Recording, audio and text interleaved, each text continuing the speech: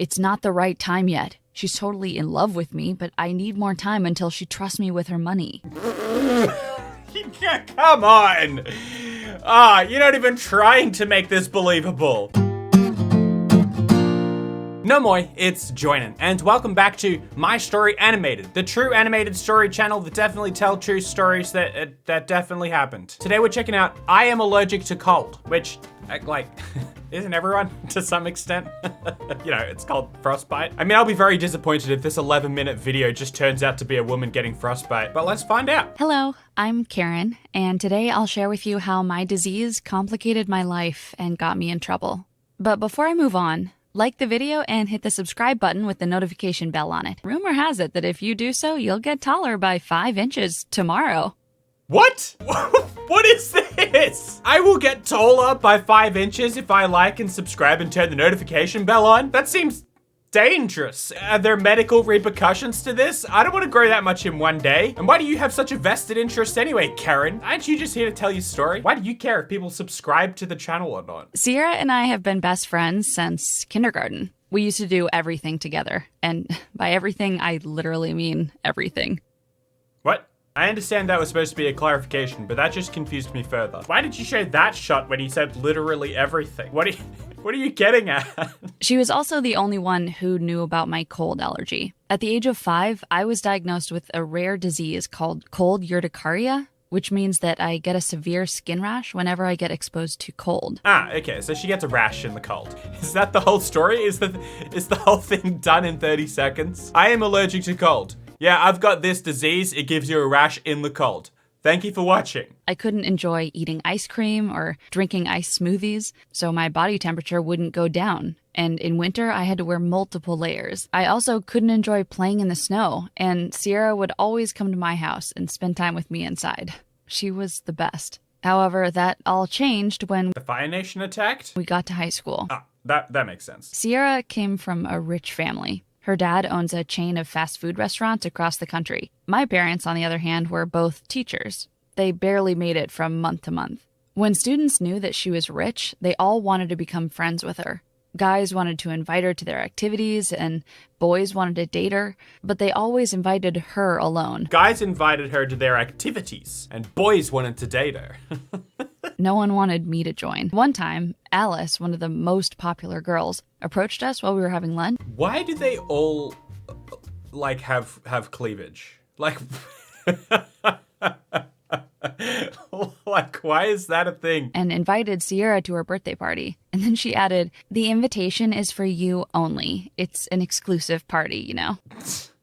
Wow, what a move. Right in front of her friend. I knew that she wanted to get under my skin with that comment, but I couldn't care less. I told Sierra to go. I didn't like Alice anyway. After that, Sierra started getting tons of invitations, and we stopped seeing each other as much. Wait, so she's popular because she's rich? Everybody wants her at their parties because she's rich? I would understand everyone would want to go to her parties if she's rich, but why is she so important to have around just because she comes from money? Then something unexpected happened during chemistry class. The teacher assigned all the students to work in pairs. I had to work with Hudson, the hottest boy at school. What's he doing?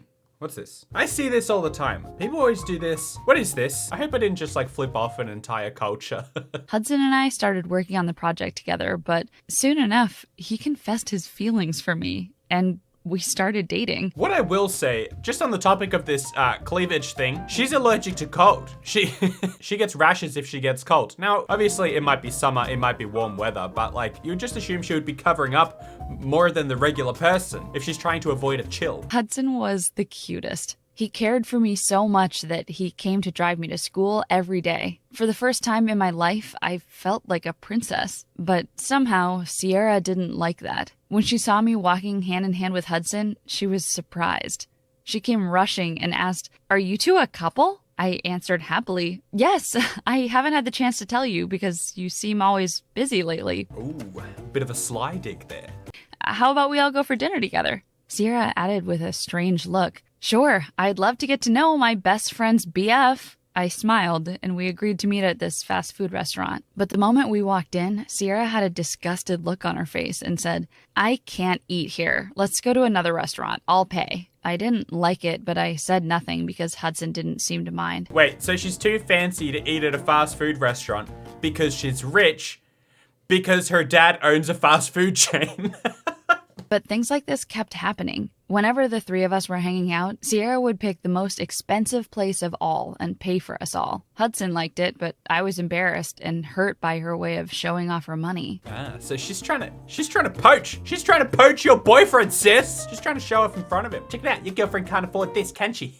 So I stopped inviting her to hang out with us. But then her birthday came. Wow, I missed this in recording, but what a quote. I'll let you read that one on your own, but just wanted to point that one out. And she wanted to do something extravagant. She booked an exclusive ski trip, hotel, and plane tickets and invited her closest friends. Okay, this is what I'm saying. When did this channel get so this? And what's going on here? Is that what I think it is? Including Hudson and I for free. When Sierra handed me the invitation, she said, "Oh, Karen, sorry if you can't make it." I had a feeling that she did that on purpose, so I responded, "Oh, don't worry, I'm coming." My parents freaked out when they heard I was going on the trip. Being in cold weather would definitely increase my rash, and all my body would be swollen, but... Oh, I see. Yeah. So she invited everyone to this trip where there was going to be cold weather or something, and she invited the both of them. Oh, this is sly. Like, this is sneaky stuff. This is almost too good to be true. I didn't care. I didn't want to leave Hudson and Sierra alone for 4 days. So I packed up my things and went. And I wish I didn't. I spent all my time in the hotel. I couldn't go outside. Hudson asked me multiple times, "Come with us, I'll teach you how to ski." But I had to lie and say, "I don't like skiing, I prefer reading." Wait, why'd you have to lie? You have a skin condition. Is that not reason enough? It's a far better reason than you prefer reading. Go have fun, and I'll wait for you here. Hudson and Sierra stayed together all the time. I saw their stories on Instagram and Snapchat, and I felt my blood boil. You're telling me her boyfriend doesn't know that she has this skin condition? Why? Just tell him. If you're afraid he's gonna break up with you, then, like, good? What's your end goal here? He's gonna find out, and if he does break up with you because of a skin condition, then he's a bit of an a-hole. On the last day of the trip, however, while I was having coffee in the hotel's lobby, I saw Sierra and Hudson kiss outside in the snow. Oh, okay. Yeah, never mind. He's a bit of an a-hole anyway.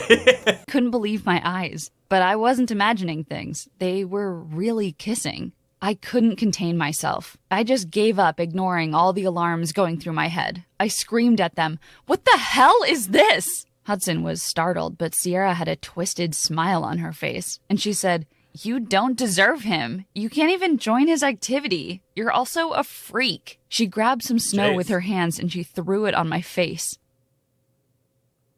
Oh, what a you're surrounded by terrible people. What a horrible thing to do to Karen. I was shocked to hear Sierra say such awful things. It took seconds for the rash to pop and then cover all over my body. I was swollen and then I passed out. I woke up in the hospital feeling dizzy. I saw my parents sitting beside my bed. They looked worried. They told me that my body went into shock. Is it that bad? A snowball to the face will put you into shock. That is severe. But I definitely don't know enough about it to know whether that's a real thing or not. This sounds horrible. It needed 3 days to recover. I went back to school hoping that Sierra would apologize to me, but instead... Was the name of her school College School? I went back to school... Yeah, College School. But instead, I found that she spread rumors about me saying that I was a gold digger and I was her best friend because she used to give me expensive gifts. I don't know what she told Hudson, but he too believed the lies she told. He only sent a message saying, "We are no longer together." Well, as if he needs to tell her that. She caught you kissing another girl and you have the balls to message her, by the way, we're no longer together. I was enraged. I needed to take revenge. I knew that Sierra took pride in her long blonde hair. She took really good care of it. So while she was in sports class, I replaced her shampoo with a similar bottle that had hair removal cream. Oh, dang! This is turning into a revenge arc? When she took a shower later and got out, she was half bald. I heard her loud scream coming from the girls' bathroom. She was hysterical and came straight to me and threatened me. "You'll pay for this." I was so happy seeing her go ballistic. All the other students just laughed at her crazy. But unfortunately, I couldn't stay and enjoy that view. The principal called me to his office and Why has the principal got such a seedy mustache? That is by far the worst mustache I have ever seen. I was expelled. But I couldn't care less. I told my parents that I didn't want to live there anymore, and we decided to move to Florida because it was warm all year round. Wait, really? Does it really work like this? You got expelled from your school and you went home and you're like, Mom, Dad, I've had enough. Let's go to Florida. Mom and Dad are like, we don't have jobs in Florida, but sounds like a great idea. I moved to a new school and I kept a low radar. I didn't make any real friends and I kept the secret to myself. But Sierra's rumor stuck with me. I wasn't a gold digger. And to prove her wrong, I focused on my studies and graduated. And then I studied finance and business administration in college. To prove that I'm not a gold digger, I studied how to dig for gold. I was working extremely hard, and I started my own company at 23 years old. It was not long until I became one of the youngest successful women in the country. Really? Feels like something I could look up and just disprove. But I always had to be careful. I managed my work from home because I hated air conditioners. My employees always wanted to have a meeting with me, but I couldn't. Most of the time I had online business meetings, and if I had to go, I would wear clothes that looked ridiculous in summer, and even in the winter. I became rich, and I was able to help my parents quit their jobs and retire, but I was lonely. Okay, look, I was actually able to follow like the first few minutes of this story. Like, it's not that hard to believe that someone has a skin condition where they can't go out in the cold. They also have a terrible friend who's jealous of her boyfriend. But things started to turn a little bit when she just asked her parents to pack up and leave to Florida. And now she's one of the most successful businesswomen in America. I didn't have the courage to date other men because of what happened with Hudson. But then I met Zane. We met at a business conference for young entrepreneurs. The conference was in Hawaii, which was perfect for me. I went to the beach every afternoon and sunbathed without getting into the water. So one afternoon, Zane approached me and asked, "Are you afraid of the water?" I looked at him suspiciously and asked with a cautious tone, "What do you mean?" But he simply said, "I've been watching you for a couple of days and you never seem to go in." I've been watching you is not a great first impression, in my humble opinion. The water is lovely, you know. I immediately took a deep breath. His comment was innocent, and for the first time in my life, I felt like sharing. So I said, "I can't. If I go in there, I might die." Zane was shocked and interested in hearing the whole story. So I told him. He was so compassionate towards me. We ended up talking all afternoon and then spending all of our time together. We started dating for a while, and then we got married. I was so happy with the way things turned out. Congrats! But there's still a few minutes left of this story, and your tone implies that this doesn't end well. I thought I finally had my happy ending.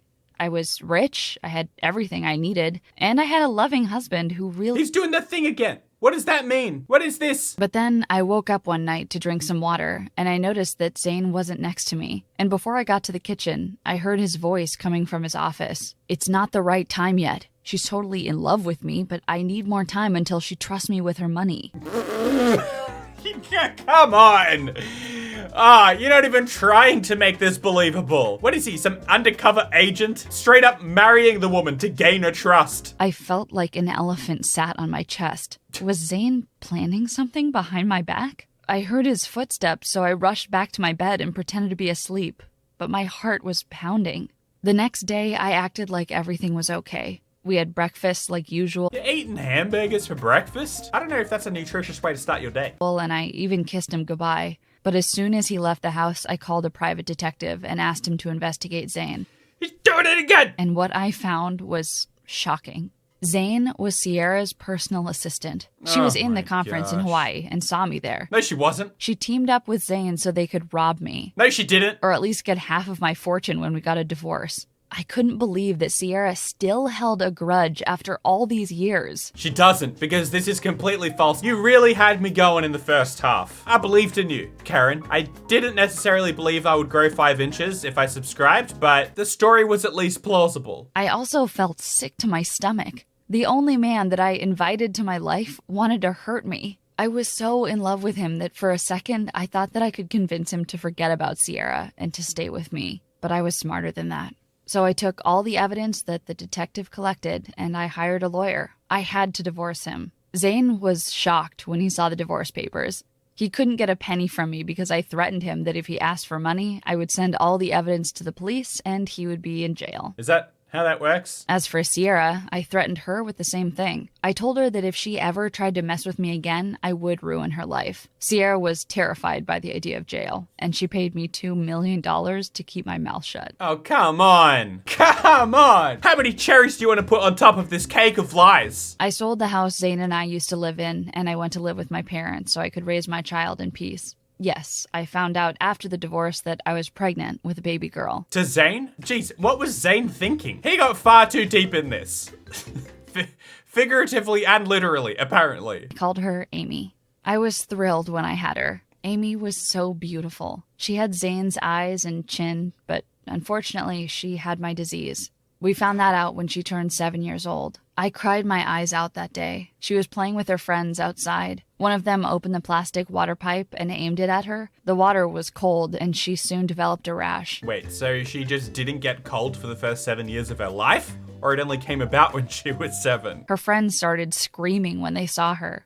I rushed outside and I held her in my arms and took her to the hospital. A nice doctor treated her. I explained to him the nice doctor looks awfully a lot like Zane. He's back. Her condition, and he calmed me down. He told me to get out of the room so he could treat her. Luckily, 2 hours later, the doctor got out and assured me that Amy had made it. She needed to stay a few more days in the hospital. I let out a sigh of relief, and I thanked the doctor, who couldn't take his eyes off me. The following days, he came by every day to say hi and check up on us. Inappropriate. That's not what a doctor should be doing. The doctor should not be hitting on patients' mums. And on our last day in the hospital, he came over to me and said, I kind of need to see Amy more. Can I visit her? Or would you prefer telling me more about her over a date? Ah, what a weird hook. That's too creepy. Be a little bit more straightforward with it. Just ask her out on the date. Don't try and make this about the child. I felt butterflies in my stomach. It had been 7 years since I went out with any man, so I said yes.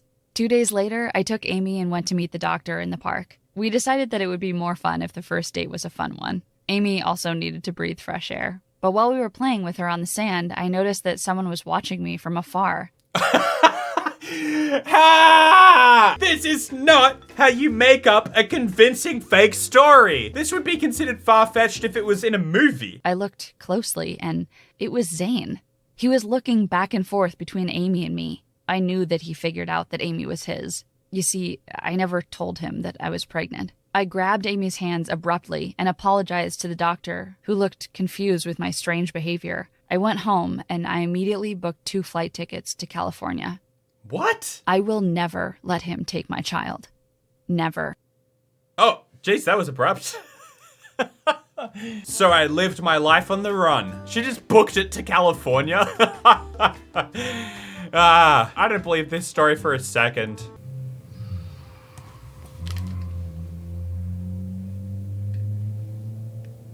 Jeez. Someone's booking it to California. Look, I'll have a quick look. Karen.